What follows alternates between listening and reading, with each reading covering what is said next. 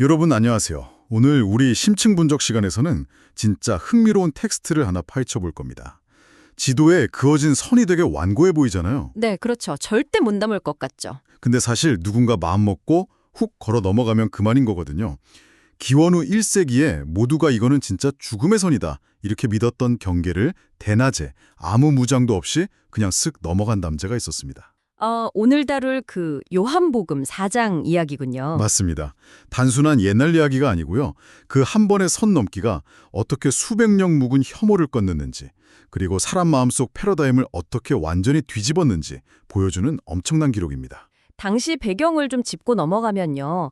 예루살렘의 정치나 종교 꽉 잡고 있던 바리새인들 귀에 되게 불길한 소문이 하나 들어갑니다. 그 세례 요한보다 예수가 제자도 더 많이 만들고 세례도 더 많이 준다더라. 이 소문이죠? 네, 맞아요. 사실 세례는 예수님이 직접 준 게 아니라 제자들이 준 거긴 한데요.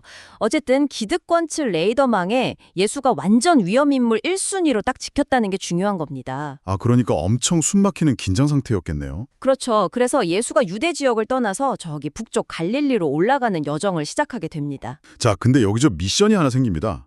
갈릴리로 가려면 중간에 사마리아라는 지역을 지나가야 하잖아요. 네, 이게 지리적, 역사적 맥락을 모르면 그냥 동네 이름인가 보다 하는데요. 당시 유대인들한테 사마리아는 뭐랄까 그냥 지나가기 싫은 동네 정도가 아니었어요. 아예 지구상에 존재하면 안 되는 오염된 땅 취급이었거든요. 와, 존재하면 안 되는 땅이요? 약간 저주받은 땅 같은 건가요? 네, 기원전 722년에 아수르 제국이 쳐들어와서 북이스라엘이 망하잖아요. 그때 사마리아 지역에 이방인들이 막 이주해 들어오면서 혼혈 정책이 아주 강력하게 시행됩니다. 아, 혈통 섞이는 걸 유대인들은 제일 극혐하잖아요. 그러니까요. 순수성을 목숨처럼 여기는데 완전 변절자의 이단자로 낙인 찍힌 거죠. 심지어 기원전 100년쯤에는 유대인들이 사마리아 사람들 성전인 그리심산 성전을 아예 불태워버려요. 헐, 성전을 불태웠다고요? 그럼 뭐 원수도 그런 운수가 없겠네요. 네, 그래서 유대인들은 갈릴리 갈 때 원래 사마리아 관통하면 3일이면 가는 직선 코스가 있거든요. 근데 그거 놔두고 요단강 건너서 베레아 쪽으로 6일이나 걸리는 우회로를 빙 돌아갔어요. 와, 진짜 독하네요. 2배나 걸리는 길을 일부러 돌아갔다는 거잖아요. 근데 예수는 그 우회로를 뻥 차버리고 그냥 정면 돌파를 선택한 거네요. 맞습니다. 수백 년 동안 쌓이고 쌓인 그 혐오의 비무장지대를 그냥 성큼성큼 걸어 들어간 거죠. 그렇게 사마리아에 들어가서 수가성이라는 동네에 야곱의 우물에 도착합니다.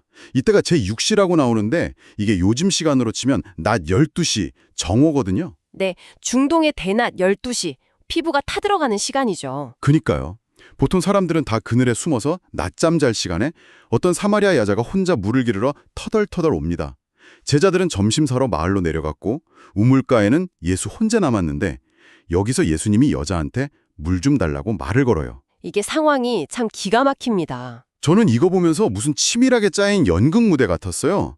우연히 피곤해서 거기 앉아 계셨던 게 아니라 이 여자가 동네 사람들 눈피해서 제일 더운 시간에 혼자 올 걸 이미 알고 거기서 기다린 거 아닐까요? 되게 날카로운 분석이네요.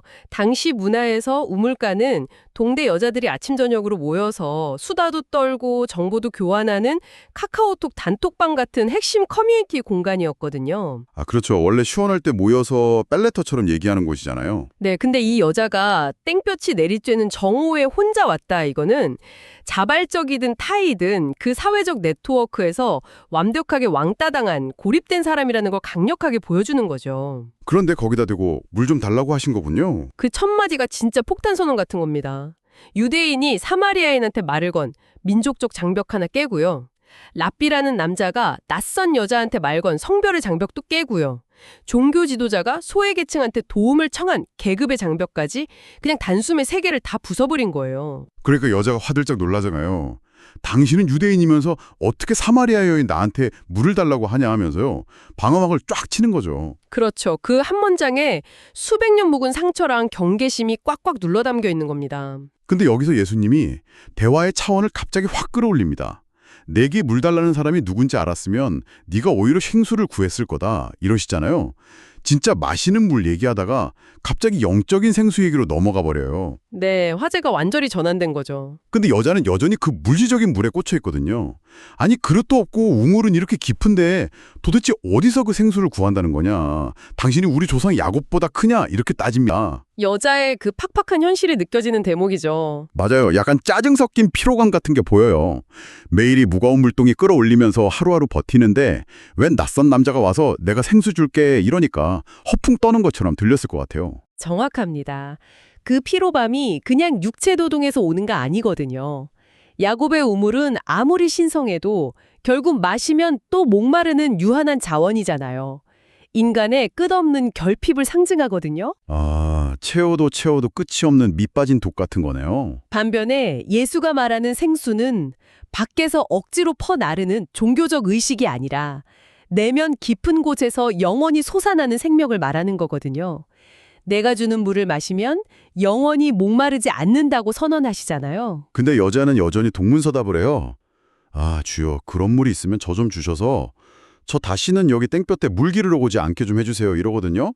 육체 노동 끝내게 해달라는 거죠. 네, 아직 영적인 의미를 전혀 캐치하지 못한 상태죠. 바로 이때 예수님이 진짜 훅 치고 들어옵니다. 가서 네 남편을 불러오라 이러시잖아요. 여자가 남편 없다고 하니까 과거를 그냥 다 해부해버리세요. 너 남편 5명 있었고 지금 사는 사람도 네 남편 아니니까 네 말이 맞다 이러시는데 와, 이거 완전 팩폭 아닌가요? 겉보기엔 완전 뼈 때리는 말씀이죠. 근데 제가 가만히 생각해보니까 이게 비난하려고 하신 게 아니라 진짜 예리한 외과 의사의 메스 같더라고요. 환부를 정확히 도려내서 보여주는 느낌이랄까요. 이 여자가 내면의 갈증을 채우려고 그동안 뭘 시도했는지 그 실패의 역사를 직면하게 만들어주신 것 같아요. 와, 진짜 훌륭한 비유입니다.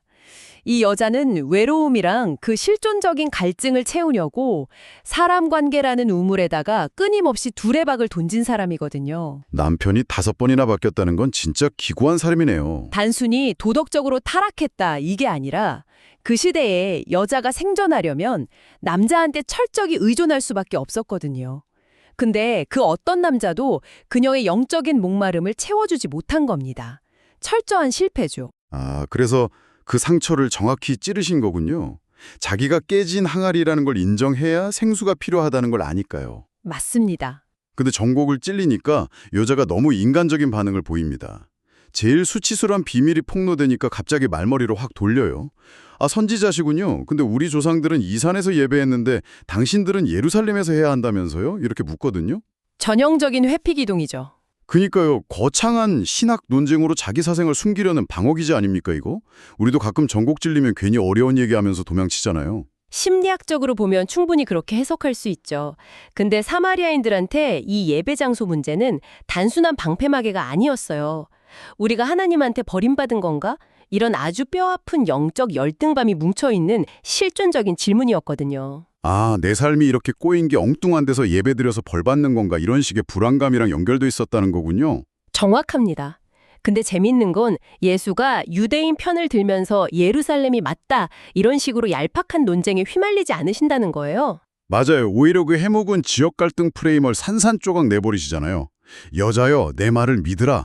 이 산에서도 말고 예루살렘에서도 말고 너희가 아버지께 예배할 때가 온다. 완전 멋진 선언이죠.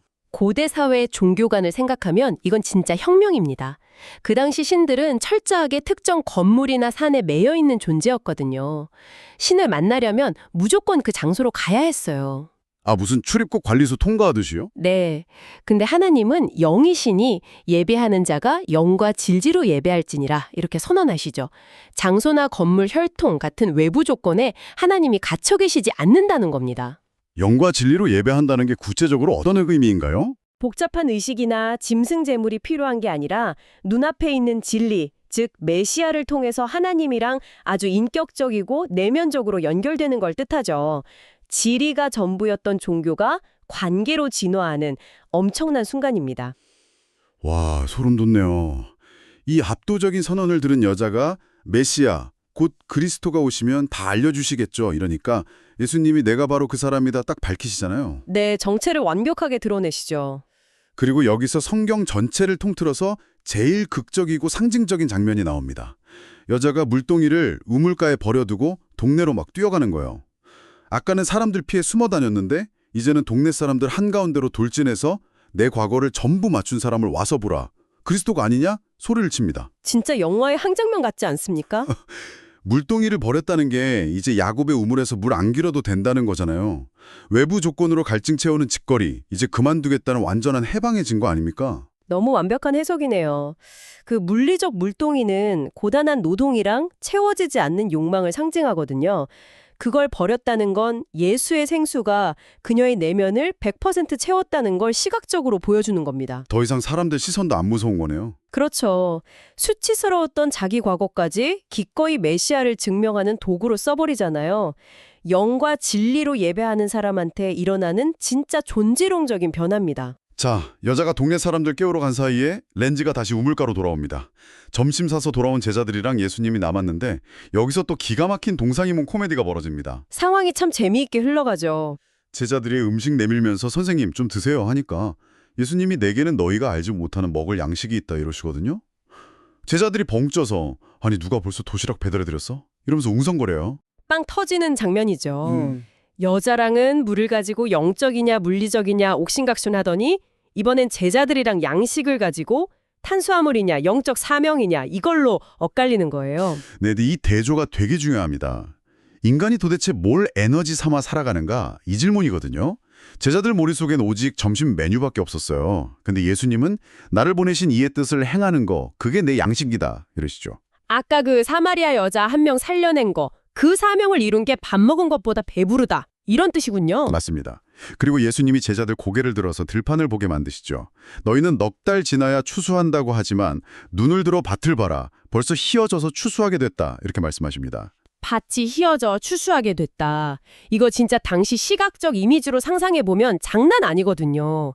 그 여자 외침 듣고 사마리아 사람들이 흰옷 입고 우르르 예수님 쪽으로 걸어오고 있었을 거 아니에요. 아, 진짜 밀밭이 하얗게 일렁이는 것처럼 보였겠네요. 네, 제자들 눈에는 저주받은 이방인 땅인데 예수님 눈에는 지금 당장 거둬야 하는 영적 추수 밭이었던 거잖아요. 그렇습니다. 그래서 예수님이 영적 추수 원리를 설명하시죠. 심는 자와 거두는 자가 함께 즐거워하게 하려 함이라.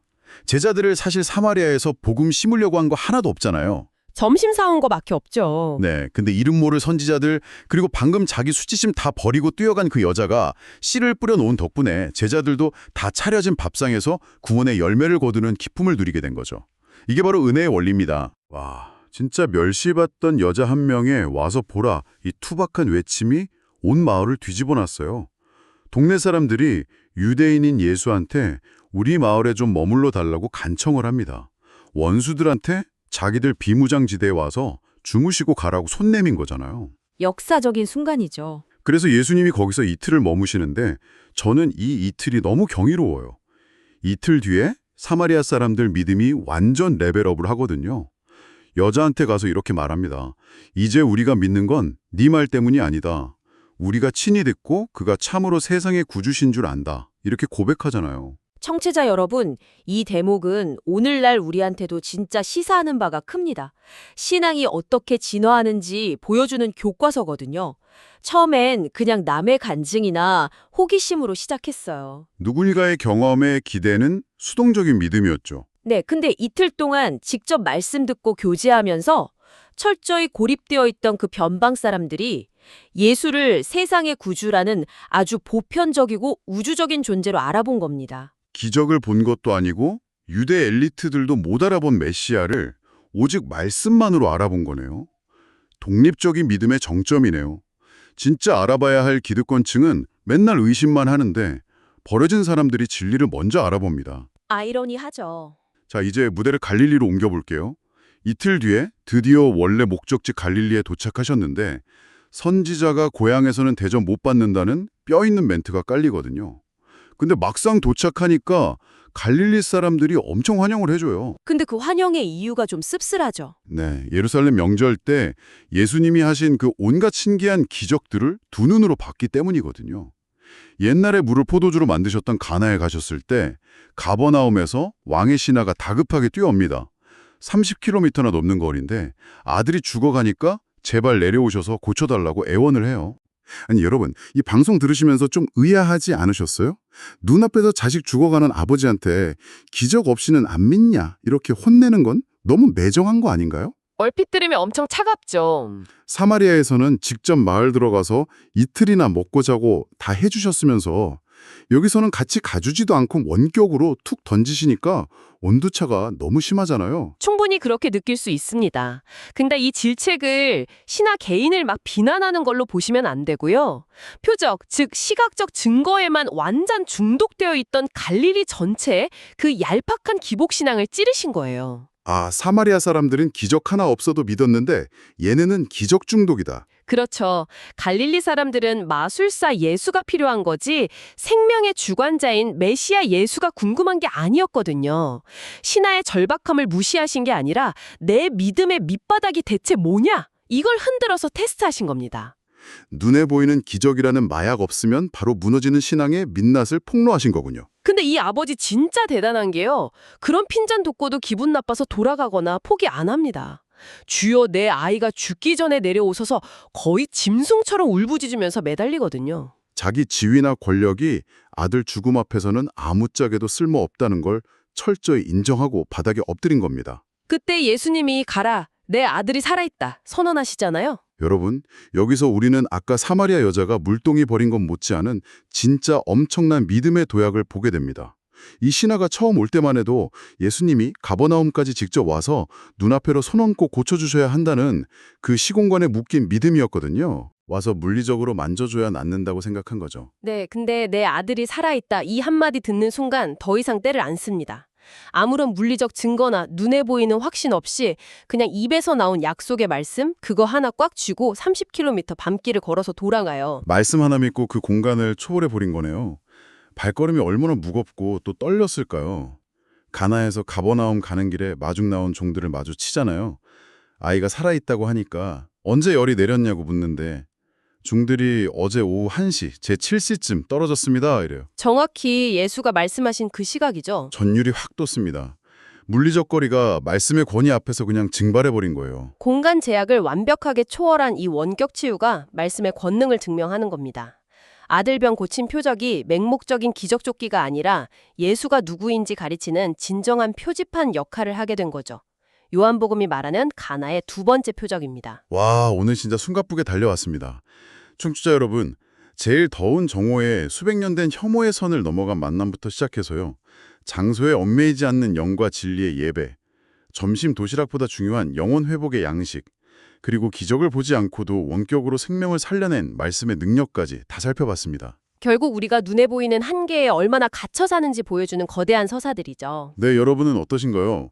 매일 아침 눈 뜰 때마다 마셔도 결국 다시 목마를 수밖에 없는 여러분만의 야곱의 우물에 억지로 무거운 물동이 끌고 가고 계시지 않나요? 오늘 등장인물들은 다 각자의 방식으로 한계를 깨고 도약했습니다.